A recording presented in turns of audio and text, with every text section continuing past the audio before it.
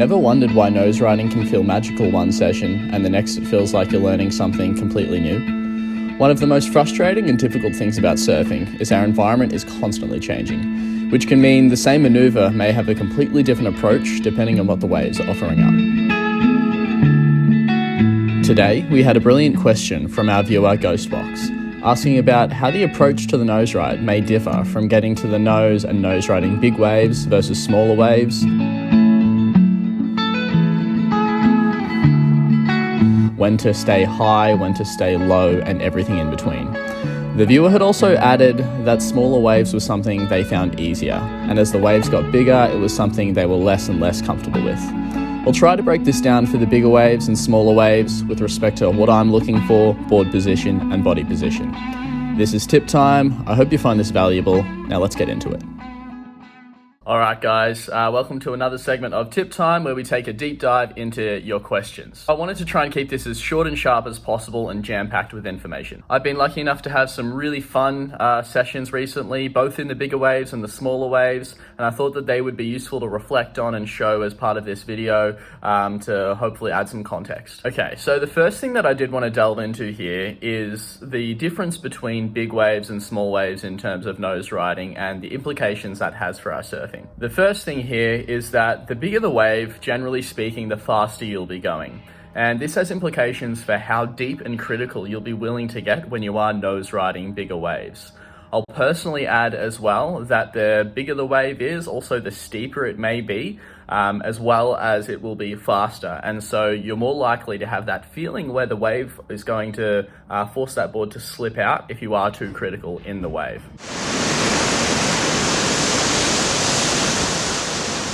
As a result, this has happened to me and it happens to a lot of people. We tend to nose ride further out on the shoulder when we're on bigger waves so that we stay out of that critical zone and we make it less likely for that board to slip out. In contrast to this, in smaller waves, generally speaking, you will be going much more slowly. And so in order to get to the nose in these waves, we'll have to force ourselves to be more critical, close to where the wave's breaking, closer to the white water, so that we can hold that nose up and it doesn't nosedive. Whereas that's not necessarily so much the case when we're on bigger waves with more speed. And this is important for something that we'll cover very soon. Another point to add on here is the type of equipment can really affect how we're going to be able to nose ride depending on the waves that we're surfing.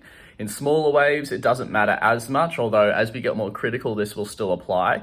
But particularly in the big waves, if we've got a small fin, it's much more likely to slip out as we're nose riding. That's why with some of the 2+1 designs or thruster designs, it's really tricky to try and hold that nose ride nice and critical no matter what the wave is, even if it is a critical section in a slow wave, because the fins are smaller and they'll disengage much more easily and you'll come into that helicopter.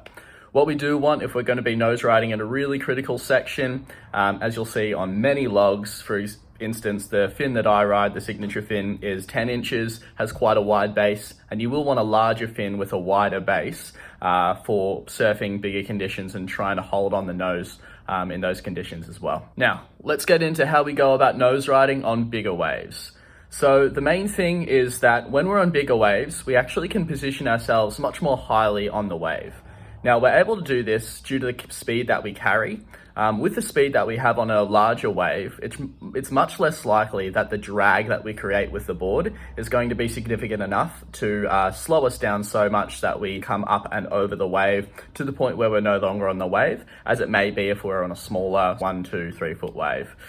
So we can stay nice and high, and that's the approach that I'm typically looking for. Now, the thing we need to consider here as well is because we're positioned high on the wave and we're potentially going a little bit more slowly, it is important that we have our nose facing towards the beach to some degree. This doesn't mean facing directly towards the beach, but we do need a slight angle, typically speaking, when we're further out on the shoulder and higher on the wave.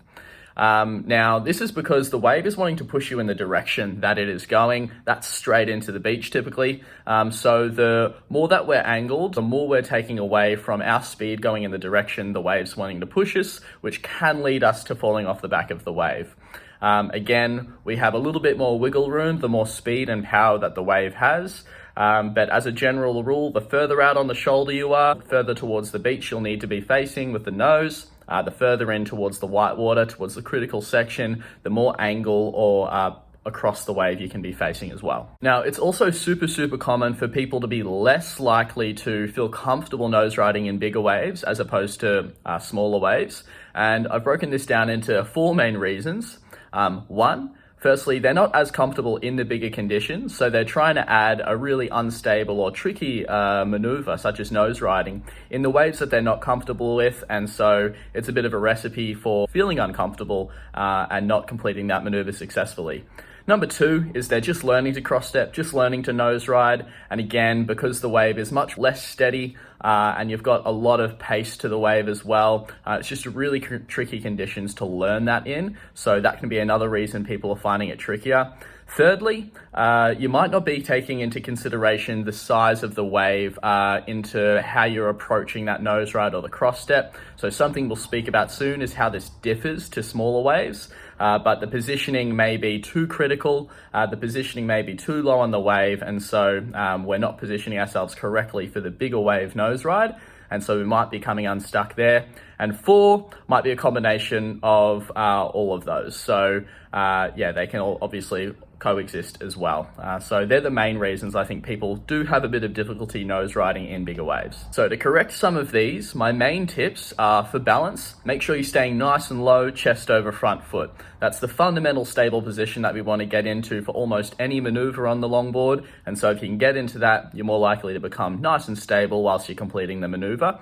2, if we're initially just learning to cross step or nose ride on bigger waves, staying nice and high out on the shoulder and angling that board towards the beach is also going to be a really good recipe. Our end goal is to make sure that we are getting the longboard nice and critical. So underneath the curl of the wave, even if it is bigger, we need to make sure that the equipment's conducive to that, but also we're nice and comfortable at doing the maneuver as well before we step into that. So they're my main tips for nose riding bigger waves. Okay, so let's delve into how we go about nose riding in the smaller waves now. So this is something that is generally a little bit easier, but it does have a different approach. So what I'm typically looking for is the most critical section that I can possibly find. Now, there's a couple of different ways that I approach this in terms of what I'm looking for. So there may firstly be a section ahead of me that I'm eyeing off that I can see is going to become nice and critical. And I want to make sure that I'm pacing myself on the wave so that I enter that section as that lip is breaking, as it's starting to fold over. And so I can position my board underneath that lip, get nice and critical. And yeah, that's just the perfect position to be in. Now, there's not always a section in front of you that's coming up, so what we then need to do is look behind us and get ourselves closer to the whitewater or where the wave is breaking. We can do that in a couple of different ways. If it's off the takeoff, I'm going to use a fade takeoff turn. So this is where we drive and hook our board from one direction to the other as we take off, which allows us to get nice and deep. The second way that we might do that is by using cutbacks. So we're going to come from the shoulder, cut back towards the power source, the whitewater, make our way back around and try and position ourselves in the critical position so we can get to the nose.